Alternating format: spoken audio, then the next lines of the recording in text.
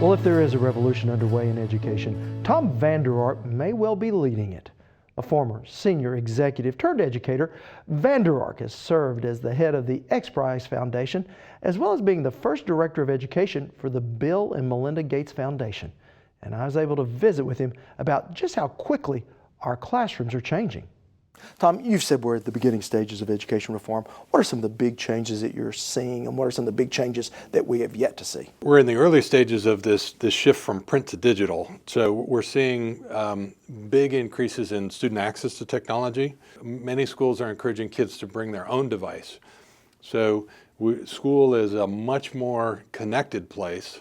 And then secondly, educators are gaining a better sense to what to do with all of that connectivity. There's exciting new tools, applications, mobile apps and web apps, and these new school models where kids sort of take advantage of the best of both worlds of rotating through online learning and face-to-face learning. Yeah, and is that called a blended classroom? It's a blended classroom or a blended school model. Mm-hmm. And I think you made an important point. You know, there was a time when a student would come in with their cell phone and get in trouble, but those days are quickly passing. They are. It's really become the majority of schools have updated their acceptable use policy to make it okay to bring a device to school.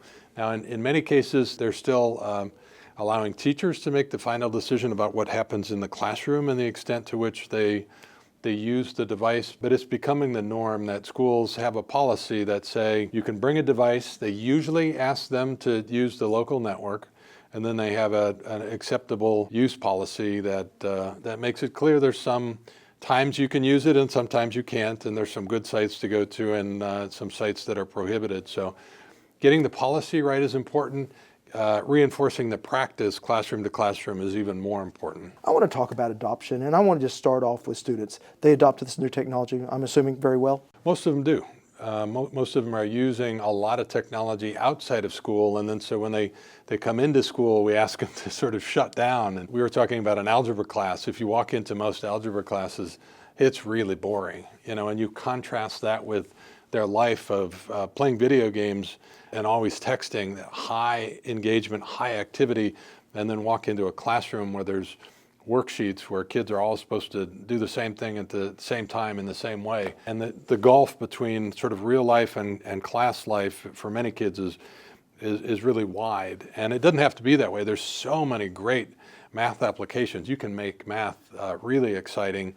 And now a teacher can run a math class where every kid is working at their own pace, where they have a playlist that really closely matches their individual needs. And soon we'll be at a place where you can not only match the level, but the sort of best learning modality. So if you learn best with games and I learn best with simulations or with group activities, I can do more of how I learn best and you can do more of how you learn best. And so these sort of customized pathways are going to become much more common. What about the educator? I know there has to be adoption there if they're going to teach this type of classroom. First of all, there's a third of our teachers have adopted these new tools and are off and running. So first task is find out what is already happening in your classroom. So superintendents need to spend time in classrooms and they ought to survey and find out what teachers are already using. Secondly, there's a group of teachers that just aren't yet comfortable with the new technology or the new teaching strategies, so we need to do a better job of supporting those teachers. The interesting thing is the solution is the same as it is for kids. They ought to have a blended learning experience where they have their own individual development plan, and that's supported by a bunch of online resources that they can access anytime, anywhere, and they ought to work in a team where they can learn from master teachers. The exciting thing is that we can not only better support teachers, but we can create these environments that just have much better working conditions for teachers. Can this new system, can it evolve in the established system when we're seeing smaller and smaller budgets coming to at least public schools? Is this something that develops outside of public schools? The answer is both, right? And we're seeing interesting charter schools being developed and interesting private schools. The most interesting thing is that, and the reason this isn't just another fad or a reform, the system's being enveloped by technology in the consumer space, right? It's at home, it's everywhere. So this is an undeniable shift in the way human beings learn. It's not something that is going to come and go. It's how we learn.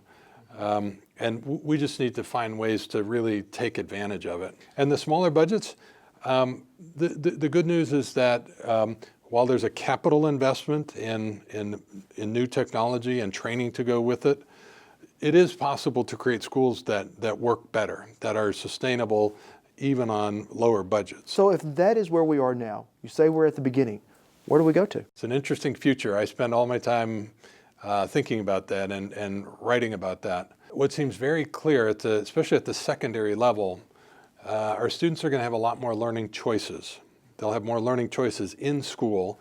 We're moving from big unitary textbooks to modular learning. And so your learning might be a playlist, just like on iTunes, of a video game, and then a chapter, and then a simulation, and then some problems. So you'll have a playlist of these modular objects. But you'll also have the ability to choose from some online classes, some that your district offers and some that come from a tech center down the road, some from another teacher that's been approved as a statewide provider. So you'll have this big catalog of opportunities, so blended classes at school and then online classes from many different providers.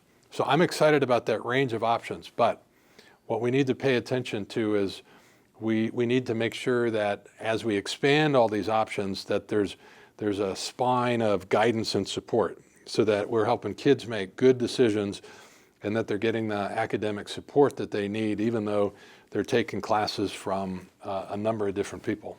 All right. Well, certainly some interesting and exciting times in education. Tom Vander Ark, thank you for your insights. Thanks.